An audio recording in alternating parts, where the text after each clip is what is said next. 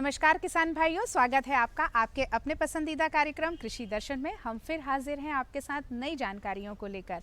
आज इस कार्यक्रम में आप जानेंगे चने में कीट प्रबंधन के बारे में और अमरूद उत्पादन तकनीक के बारे में। सबसे पहले जानकारी चने में कीट प्रबंधन के बारे में जो देंगे डॉक्टर विनोद गर्ग। आप अधिष्ठाता हैं कृषि महाविद्यालय गंज बासोदा में।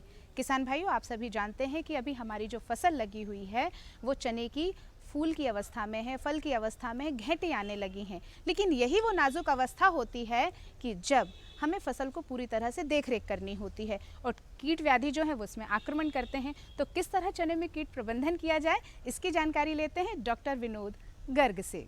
चना हमारे प्रदेश की बहुत रबी की मुख्य फसल है और चने में भी कीटों का बहुत प्रकोप होता है। चने में मुख्य रूप से दो कीटों का प्रकोप होता है, एक कटुआ इल्ली होती है और दूसरी होती चने की इल्ली। कटुआ इल्ली चने की फसल में अंकुरण से ही अपना प्रकोप हो जाता है उसका, और करीब 30 दिन तक की फसल रहती है जब तक इसका प्रकोप उसमें दिखाई देता है। ये कटुआ इल्ली जैसे नाम से ही प्रसिद्ध है कटुआ, ये क्या करती है, चने को तने को ज़मीन की सतह से काट देती है और काट करके रात्रि में दरारें जो रहती हैं खेतों में उसमें छिपा के ले जाती है और वहाँ बैठ करके ये खाती है। तो दिन में जब हमारे किसान भाई खेतों में देखने जाते हैं तो उन्हें ऐसा लगता है कि हमारी फसल किसी के द्वारा काट दी गई है। लेकिन जब बारीकी से निरीक्षण करते हैं तो कटे हुए उनकी शाखाएँ वो दरारों के पास रहती हैं, उनमें इल्लियाँ छुपी रहती हैं। इनको इसी कोई कारण ही इसका नाम कटुआ इल्ली पड़ा है, चने की कटुआ इल्ली। इसको हम ग्रासी कट वर्म भी कहते हैं। इसके नियंत्रण का सबसे आसान एक देसी तरीका है कि किसान भाई खेतों की मेड़ों को बहुत अच्छी तरह से साफ़ सुथरा रखें, क्योंकि ये कटुआ इल्ली खेतों की मेड़ों पर रहती है। दूसरा ये है कि यदि उसको ये लग रहा है कि हमारे खेत में इसका प्रकोप है, तो यदि वो खेत में जगह जगह पर सूखे घास के ढेर बना के रख देता है तो इल्ली दिन में आकर के उन ढेर के अंदर छिप जाती है। उन ढेर में अगर आप दिन में जाएंगे तो आपको इल्ली मिलेगी। इस इल्ली को पकड़ करके हम किसी भी मिट्टी का तेल या कोई हल्का कीटनाशक लेकर के उसमें डुबो देते हैं तो इनकी मृत्यु हो जाती है और हमारा सस्ता और अच्छा नियंत्रण कटुआ इल्ली का प्रकोप कम हो जाता है। यदि इसका प्रकोप इसके बाद ही नियंत्रण नहीं हो रहा है तो हमको फिर रासायनिक दवाई डालने की आवश्यकता है। तो प्रारंभिक अवस्था में हम क्लोरोपाइरीफॉस की डस्ट डाल सकते हैं, चूर्ण आता है 2%, इसकी 20 से 25 किलोग्राम मात्रा प्रति हेक्टेयर हम छिड़काव कर सकते हैं। दूसरा, इसका क्लोरोपाइरीफॉस की हम 1.5 लीटर मात्रा का स्प्रे कर सकते हैं खेत में। इसके अलावा हम प्रोफेनोफास का स्प्रे कर सकते हैं 1.5 लीटर प्रति हेक्टेयर। इमामेक्टिन बेंजोएट का कर सकते हैं। इसके अलावा दूसरा मुख्य कीट इसमें है चने की इल्ली। ये सबसे खतरनाक कीट है हमारे चने की फसल में, इसका नाम ही है चने की इल्ली। चने की इल्ली कहते हैं। इसका प्रकोप चने में जैसे ही फसल हमारी 20 से 25 दिन की होती है वहाँ से शुरू हो जाता है और जब तक घेंटियाँ पक नहीं जाती जब तक इसका प्रकोप चने की फसल में चलता रहता है। तो जैसे ही हम इसको क्या होता है, सर्वप्रथम किसान भाई कैसे पहचानेंगे इसको कि किसान भाई सुबह शाम, दिन में तो उनको अंडों को देखना बड़ा मुश्किल है, सवेरे सवेरे जाएंगे तो इसके अंडे चने की पत्तियों पर जैसे हमारा कोदो कुटकी के दाने होते हैं उस तरह के सफ़ेद अंडे पत्तियों पर चिपके रहते हैं। तो वहाँ से हम इसको पहचान सकते हैं। जैसे ही क्या होता है, ये अंडे 5-6 दिन में ये अंडे फूट जाते हैं और इन अंडों से शिशु निकलते हैं जिन्हें हम इल्ली कहते हैं। ये इल्ली प्रारंभिक अवस्था में जो चने की पत्ती है उसे खुरच खुरचे खाती है। तो यदि इस समय पर धूप में हम उसको देखेंगे तो उस पर क्या होता है, प्रकाश परावर्तित होता है तो वो चमकने लगती हैं। तो इस अभी दिन में इल्ली तो नहीं दिखती क्योंकि धूप के कारण इल्ली अंदर चली जाती है, लेकिन हमको उनका लक्षण दिखाई देते हैं। फिर जैसे ही क्या होता है, इसमें फूल आने लगते हैं।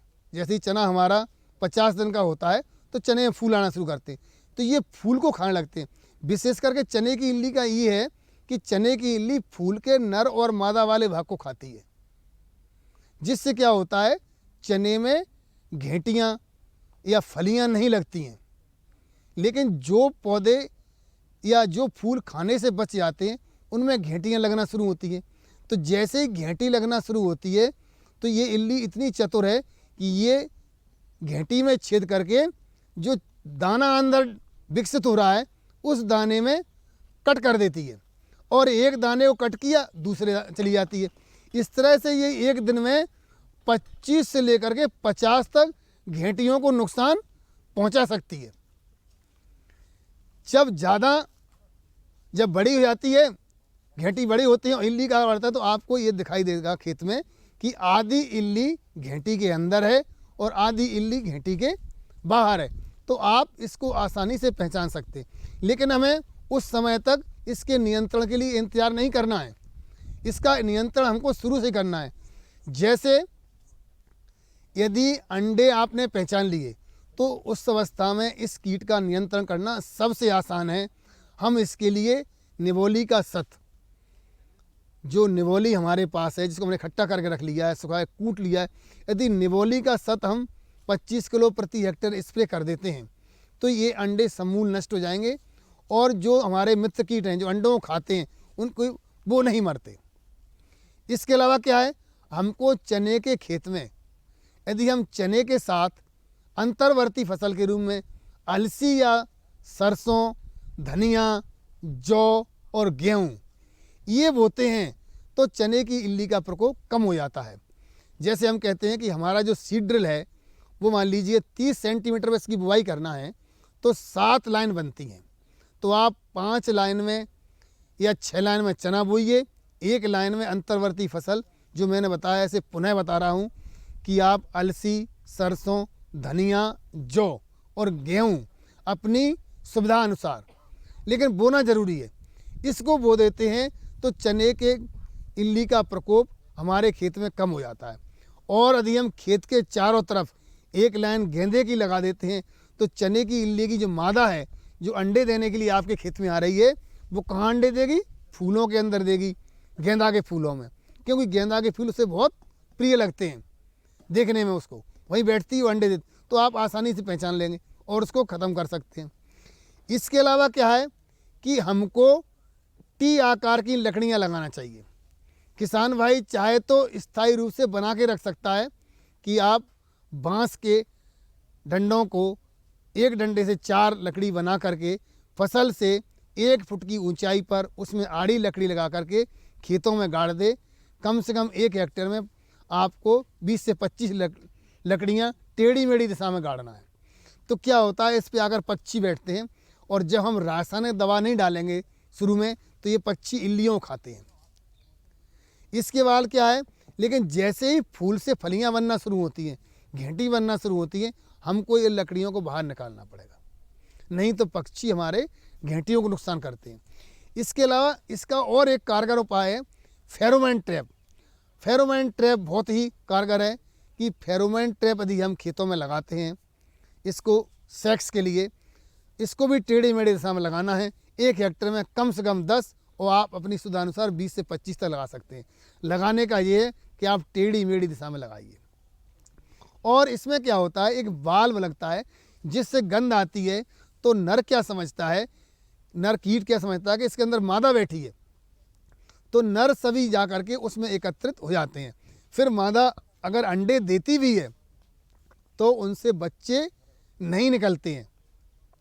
लेकिन ये ध्यान रखना है कि हम जो वाल्व लगा रहे हैं इसे हम ल्यूअर कहते हैं, उस ल्यूअर का एक टाइम पीरियड है, एक उसकी समय अवधि है कि 15 दिन या 1 महीने वाला। आप उसको डायरी में लिख के रखिए कि आज हमने लगाया था। यदि 15 दिन वाला लगाया है तो आपको 16वें दिन दूसरा ल्यूअर लगाना पड़ेगा। यदि 30 दिन वाला लगाया है तो आपको 31वें दिन दूसरा ल्यूअर लगाने की आवश्यकता होगी। तो ये भी हमारे चने की इल्ली को नियंत्रण करने की बहुत अच्छी विधि है। हम निवोली का सत स्प्रे कर सकते हैं।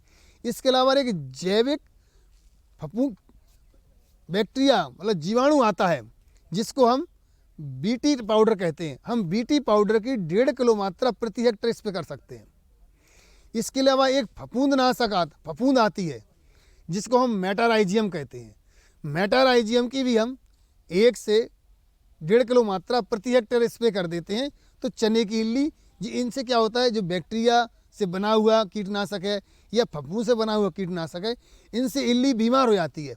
तो इनका स्प्रे हमें शुरुआती अवस्था में करना है जिससे कि इल्ली बड़ी नहीं हो। यदि इल्ली का आकार बड़ा हो जाता है, अधिक उम्र की इल्ली हो जाती है तो वो आसानी से नहीं मरती, क्योंकि उसकी त्वचा मोटी हो जाती है।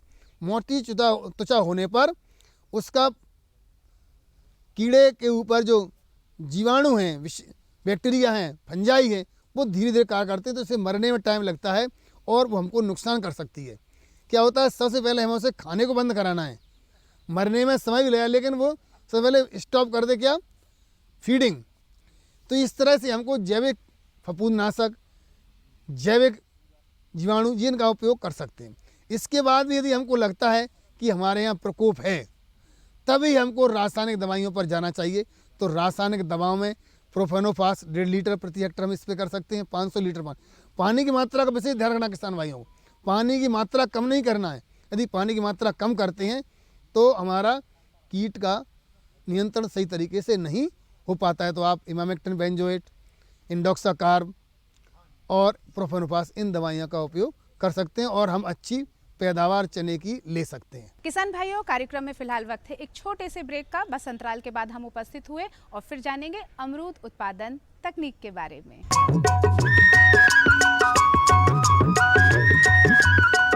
अरे सुन तो।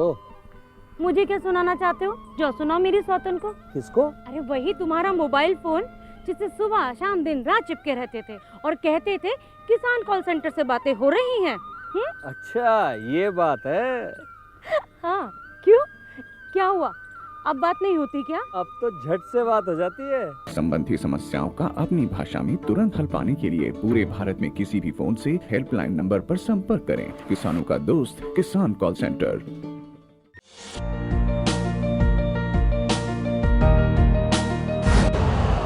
यूरिया का स्वदेशी उत्पादन 70 लाख टन बढ़ाने के लिए 6 उर्वरक संयंत्रों का उद्धार किया जा रहा है।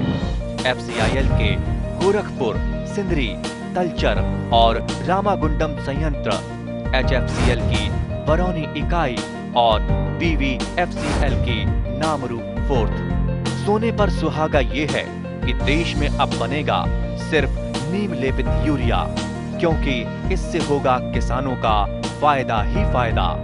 अनाज का उत्पादन 10% तक बढ़ेगा। बढ़ेगी 10 से 15% नाइट्रोजन क्षमता।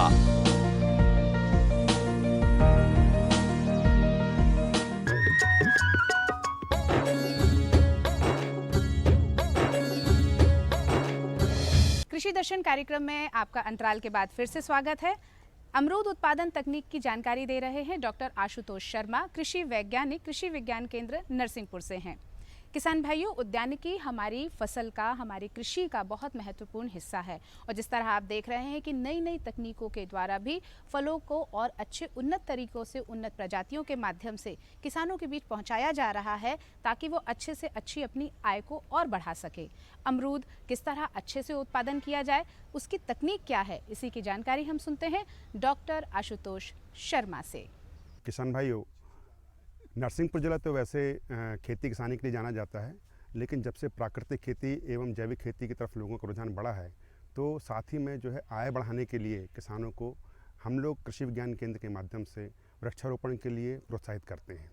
वृक्षारोपण में अगर हम देखें तो ज़्यादातर किसान जो है आम, बिही, नींबू एवं अन्य जो फसलें होती हैं उनको लगाने के लिए थोड़ा सा प्रयास करता है, लेकिन कई बार ये होता है किसान जो अपने खेतों की मेड़ों पे जब लगाता है तो वहाँ पर वो प्रॉपर तरीके से उसको मेंटेन नहीं कर पाता है, उसको लगाने के जो विधि होती है वो गलत कर देता है, तो उसके कारण से उसको जो है सही फुटाव या जब बढ़वार जो होती है वो नहीं आ पाती है।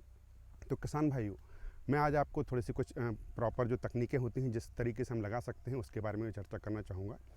जो हम लोग जो सब बीज से जो पौधा जब तैयार होता है भी की वैसे तो हम लोग 2-3 जो किस्में हैं जो बहुत ज़्यादा फेमस है, जैसे इलाहाबादी सफ़ेदा, लखनऊ 49 या चित्तीदार, और इसके अलावा जो आजकल जो है हाइब्रिड में जो अच्छी किस्में जो आ रही हैं, जैसे ताइवान 706 ताइवान की जो वैरायटियां हैं और जो VNR की वैरायटियां हैं, उनको जिनका जो है फल की साइज़ बहुत बड़ी होती है, लेकिन उसमें चूँकि थोड़ा सा शक्कर की मात्रा कम होती है तो वो और साइज़ बड़ा होने के कारण किसान थोड़ा सा उसको लगाने में थोड़ा सा हिचकिचाता है। लेकिन ये जो इलाहाबादी सफ़ेदा किस्म है ये बहुत ही अच्छी किस्म होती है हमारे नरसिंहपुर क्षेत्र के लिए। इसका जो बीज होता है थोड़ा सा मुलायम होता है, गूदा बहुत अच्छी मात्रा में होता है और शक्कर की मात्रा भी इसमें बहुत अच्छी होती है। तो किसान भाई से अनुरोध है कि वो इलाहाबादी सफ़ेदा किस्म का ही चयन हमारे नरसिंहपुर क्षेत्र के लिए करें।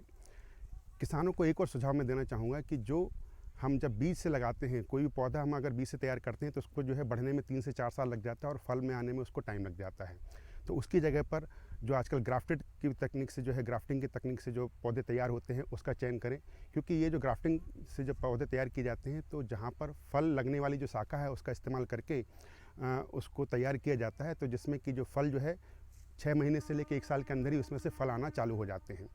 तो जब हम इस तरह के जो है उन्नत किस्म के पौधों का चयन करते हैं तो हमारे को लगाने के साथ साथ ये चीज़ ध्यान रखना चाहिए कि चूँकि हम खेत में जब उसको लगाते हैं तो उसको या तो हम 5 मीटर की दूरी पर लगाते हैं या कई बार जो है किसी भी अलग तरीके से लगा देते हैं। उसकी जगह पर कोशिश करें कि हम उसको एक पौधे से लेकर दूसरे पौधे के बीच में जो है करीब 5 मीटर का डिस्टेंस रखें। इस तरह का डिस्टेंस रखने से क्या होता है कि उसको बढ़वार भी अच्छे का मौका मिलता है और इसके बीच में जो स्थान रहता है 5 मीटर के बीच का जो स्थान होता है वहाँ पर हम कोई भी अंतर्वर्ती खेती कर सकते हैं। अंतर्वर्ती खेती करना बहुत ही आवश्यक है, क्योंकि अगर हम बीच के स्थान का कोई उपयोग नहीं कर पाएंगे तो हमारी जो किसानों की जो आय है वो कहीं ना कहीं प्रभावित हो सकती है।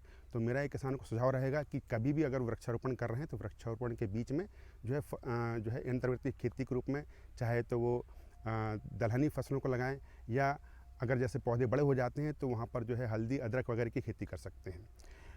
तो जब हम पौधे को लगाते हैं, चाहे अगर वो बीज से पौधा तैयार होकर जो हम लगा रहे हैं, तो किसान को ये करना चाहिए कि उसको जब 6 महीने का जब पौधा हो जाए उसके बाद में उसके ऊपर की जो शाखा होती है, जो फुनगी होती है, उसको हमारे को तोड़ देना चाहिए। ऐसा करने से जो हमारी जो साइड ब्रांचेस होती हैं, जो शाखाएं होती हैं, वो निकलने लगती हैं और इस तरह से हमारा पौधा जो है उसको जब बढ़ने लगता है तो उसमें हम चारों दिशाओं में एक एक शाखा को रखते हुए उसको और बढ़ने देना चाहिए। तो जब ये पौधा 1 से 1.5 साल का हो जाए तो उसके बाद हमारे को उसमें भी फिर से ऊपर से इसकी फिर हम अगर कटिंग कर देते हैं तो हमारा एक पूरा छत्तेनुमा जो है इसका जो है आकार बन जाता है। और ये जो छत्तेनुमा जब आकार बनता है तो उसमें जो है फलों की मात्रा भी बहुत अच्छे से लगती है और उसकी जो एक हाइट भी हम उसको मेंटेन कर पाते हैं। किसान भाइयों, भी एक ऐसा फल है जिसमें जो है फल जो है हमेशा जो है नई शाखा पे लगता है और नई शाखा जो सबसे आखिरी जो शाखा होती है, जो नई शाखा होती है, उसी पे फल लगता है। आप अगर इसको गौर करेंगे तो आप ये पाएंगे कि अगर हम पौधे को बढ़ने देंगे, जितना ज़्यादा इसमें हम बढ़ने देंगे, लेकिन फल वहाँ पर कहीं पर भी आप देखेंगे तो फल केवल जो आखिरी शाखा पर ही लगेगी। जैसे यहाँ पर आप देखें तो फल आपको दिख रहा होगा कि केवल आखिरी शाखा पे लग रहा है और बाकी का जो स्थान होता है वहाँ पर कोई भी फल नहीं लगता है। तो इस कारण से किसानों का जो क्षेत्र है वो बढ़ जाता है और उसको किसान को जो उसका फ़ायदा नहीं मिल पाता है। तो किसानों को कोशिश करना चाहिए कि अपने जो है पौधे के जो है रखरखाव के रूप में उसको जो है छटाई वगैरह करते रहना चाहिए समय के अनुसार। तो छटाई का समय जो होता है वो होता है जब फल लेने के बाद अपना जो है अप्रैल मई के आसपास में इसमें जो फल निकल जाता है उसके बाद में हमारे को उसकी छटाई कर देना चाहिए। किसान भाई, चूँकि हमारा जो बिही का जो फल होता है साल में 2 बार लगता है, आप जैसे जानते हैं, जो बरसात के समय पे भी निकलता है और इसके अलावा जो ठंड के समय पर भी फल आते हैं उसमें। और बरसात के समय का जो फल होता है उसमें समस्या ये आती है कि चूँकि बरसात का पानी के कारण उसमें लग जाता है और उसका जो टेस्ट होता है वो उतना अच्छा मीठा नहीं आता, तो उसकी जो मार्केटिंग जो वैल्यू होती है वो थोड़ी सी कम रह जाती है। तो उसको अगर हम अवॉइड करें तो वो ज़्यादा अच्छा रहता है। उसके कारण क्या होता है कि जो हमारा जो अगली जो फसल होती है, जो हमारे ठंड के समय पर आने वाली जो फसल रहती है, उसमें फलों की मात्रा भी बढ़ जाती है और उसका टेस्ट भी बहुत एनहेंस हो जाता है। तो इसके लिए क्या करना चाहिए किसानों को कि जो जब हम पौधे की छटाई करें तो मार्च अप्रैल के आसपास कर दें, तो उससे क्या होगा कि जो हमारे जो छटाई करने के बाद जो शाखाएं जो निकलेंगी वो जून जुलाई के आसपास उसमें से निकलने लगेंगी और इसके बाद में जो फूल और फल आएंगे वो आगे के समय पर आएंगे, जिसके कारण हमारे को जो है उसमें भरपूर मात्रा में फल प्राप्त हो पाएंगे। किसान भाइयों, एक बात और मैं बताना चाहूँगा कि हमारे जब हम जो फसल लगाते हैं, आजकल के जो है खेती करने का तरीका आ गया। हम पेड़ जो है केवल फल लगाने के हिसाब से ना लगाएं, उसको अगर हम खेती के रूप में लेके जाएं, जो आजकल हाई डेंसिटी और अल्ट्रा हाई डेंसिटी की तरफ में जो है भी को लगाने के लिए लोगों को प्रोत्साहित किया जा रहा है, तो उसको अगर हम जाते हैं तो वहाँ पर जो आप देखेंगे कि 2 बाय 2.5 मीटर की दूरी पर उसको फल को लगाया जाता है।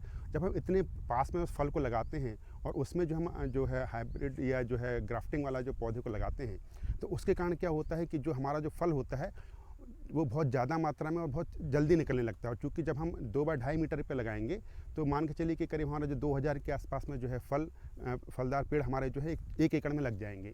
जब इतनी ज़्यादा मात्रा में पेड़ लगेंगे तो हमारे को जो प्रति जो है पौधे के रूप में जो उत्पादन हमारे को जो प्राप्त होगा वो ज़्यादा मात्रा में प्राप्त होगा।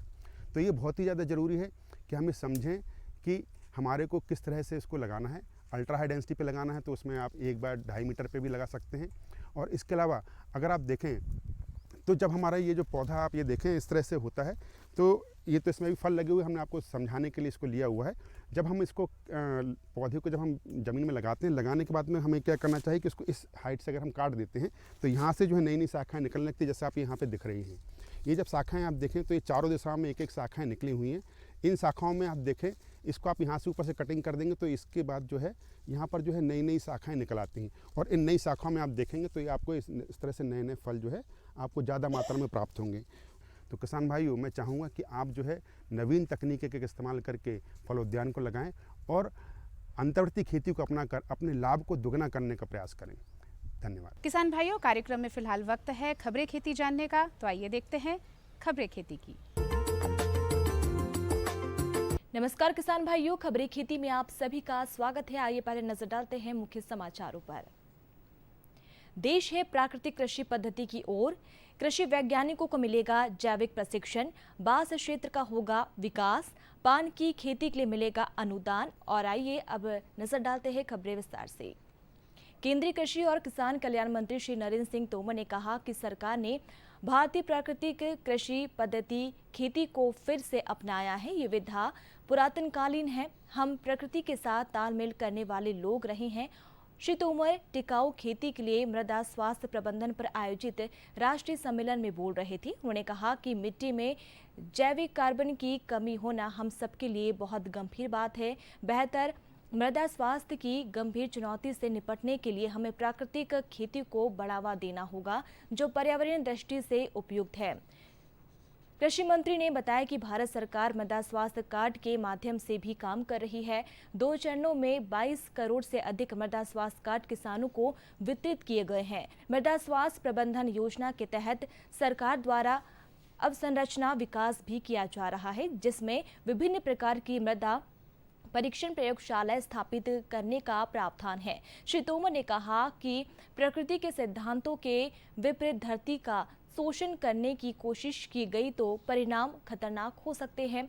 आज रासायनिक खेती के कारण मिट्टी की उर्वरा शक्ति का क्षरण हो रहा है। देश दुनिया को इससे बचकर पर्यावरण जिम्मेदारी निभाना चाहिए। देश भर के कृषि विज्ञान केंद्रों के विशेषज्ञों का कुरुक्षेत्र में 2 दिवसीय प्रशिक्षण आयोजित किया जाएगा, जो प्राकृतिक खेती को बढ़ावा देने के लिए किसानों को प्रशिक्षित करेंगे और खेती में आने वाली समस्याओं को खेत पर ही समाधान करने में किसानों का सहयोग करेंगे। ये जानकारी ग्वालियर में प्राकृतिक खेती पर आयोजित कार्यशाला में दी गई। इस अवसर पर केंद्रीय कृषि मंत्री नरेंद्र सिंह तोमर ने कहा कि हमारा देश कृषि के क्षेत्र में आत्मनिर्भर बन गया है और आज हम अन्य देशों को भी भोजन उपलब्ध कराने में सक्षम हुए हैं। उन्होंने कहा कि आज आवश्यकता इस बात की है कि हम रासायनिक खेती से प्राकृतिक खेती की ओर बढ़े, क्योंकि ये आज की नहीं अपितु आने वाले समय की आवश्यकता है। कार्यक्रम में राज्य के उद्यानिकी और खाद्य प्रसंस्करण और नर्मदा घाटी परियोजना मंत्री भारत सिंह कुशवाहा ने कहा कि प्राकृतिक खेती करना अति महत्वपूर्ण है और इसके करने से हम पशुपालन को भी बढ़ावा दे सकते हैं। पशुपालन प्राकृतिक खेती को करने में एक महत्वपूर्ण घटक है। प्राकृतिक खेती को बढ़ावा देने के लिए प्रदेश सरकार भी अनेक प्रयास कर रही है। कार्यशाला में देश के लगभग 400 जिले के कृषि विज्ञान केंद्रों के विषय वस्तु विशेषज्ञ और उन्नतशील किसान भी शामिल हुए। केंद्र सरकार ने बांस क्षेत्र से संबंधित विभिन्न विकासात्मक योजनाओं को चलाने के लिए एक सलाहकार समूह के गठन को स्वीकृति प्रदान कर दी है। शिक्षाविद, शोधकर्ता, प्रगतिशील उद्यमी, डिजाइनर, किसान नेता, विपणन विशेषज्ञ और नीति निर्माता आदि इस समूह का प्रतिनिधित्व करेंगे। पिछले कुछ समय से बांस की उपयोगिता तेजी से बढ़ी है। बांस अपनी तेज पैदावार और विकास दर और प्रचुरता के कारण एथेनॉल तथा जैव ऊर्जा उत्पादन के लिए एक विश्वसनीय स्रोत है। बांस आधारित जीवन शैली उत्पादों, कैटलरी, घरेलू, सजावटी, हस्तशिल्प और सौंदर्य प्रसाधनों का बाजार भी तेजी से विकसित हो रहा है। राष्ट्रीय बांस मिशन इसे किसानों और राष्ट्र के मानवीय संसाधनों तक पहुंचाने का लगातार प्रयास भी कर रहा है। बांस को हरित संसाधन की स्पष्टता के साथ ही हरित इस्पात के रूप में भी पहचान मिली है। निर्माण क्षेत्र में डिजाइनर और संरचनात्मक तत्व के रूप में उपयोग करने के अलावा बांस की क्षमता बहुआयामी है। बांस से बने पर्यावरण के अनुकूल ढाले जा सकने वाले दाने प्लास्टिक के उपयोग का स्थान ले सकते हैं। सरकार पान की खेती को बढ़ावा देने के लिए किसानों को अनुदान देगी। राज्य के छतरपुर, टीकमगढ़, पन्ना, निवाड़ी, दमोह और सागर जिले के किसानों को इस योजना का लाभ मिलेगा। इस परियोजना का उद्देश्य किसानों को रोजगार के नए अवसर प्रदान करना है, जिससे किसानों को स्थायी आय प्राप्त हो सके। ये योजना सभी वर्ग के लघु, सीमांत और महिला कृषकों के लिए होगी। इस योजना में कृषकों को 500 वर्ग मीटर में पान बरेजा की स्थापना के लिए बांस का उपयोग करने के लिए 35% अनुदान राशि मिलेगी, जो अधिकतम 25,900 रुपये होगी। तो किसान भाइयों, आज की खबरें खेती में इतना ही। दीजिए अनुमति। नमस्कार। किसान भाइयों, अभी आपने देखा खबरी खेती की और आपने आज इस अंक में जाना चने में कीट प्रबंधन के बारे में, जिसकी जानकारी दी डॉक्टर विनोद गर्ग ने, और अमरूद उत्पादन की तकनीक की जानकारी आपको दी डॉक्टर आशुतोष शर्मा ने। उम्मीद है कि आप इन जानकारियों का पूरा लाभ उठाएंगे और अपनी फसल का उत्पादन अच्छे से अच्छा करेंगे और अपनी आय दुगनी करेंगे। कार्यक्रम में फिलहाल इतना ही। हमें दीजिए अनुमति। स्वीकार कीजिए हमारा नमस्कार।